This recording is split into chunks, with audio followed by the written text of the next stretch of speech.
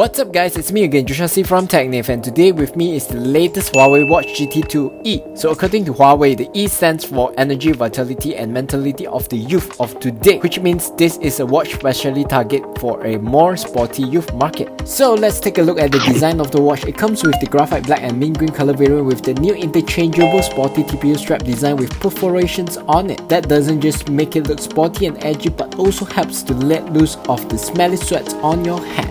The watch body is made out of 316L grade stainless steel with the new flat square design function buttons on the right and the same heart rate sensor as the Watch GT2 on the back. Housing a 1.39-inch high precision touch AMOLED display with 454 by 454 pixels. It also added more watch faces for you to choose on your health app. Battery wise, it can now last for a total of 14 days usage on a single charge. Not to mention, it also comes with a certified IP68 dust and water resistant. Coming into the features, it comes with the heart rate monitor, stress test, SpO2 monitor, and also 85 types of new workout modes. Furthermore, it can now auto detect 6 different workouts and end the workouts for analysis at the end. It also allows you to track your running location precisely with the GPS tracker as well. With the 4GB of ROM, you can now store up to 800 music files in it. Now, as usual, let's talk about the downside of it. The only downside of this HUAWEI Watch GT2e is that the inbuilt microphone and speaker are taken off this time. But if you ask me, I rarely listen to music or talk on the watch itself. So with the price of 599 ringgit and the features included,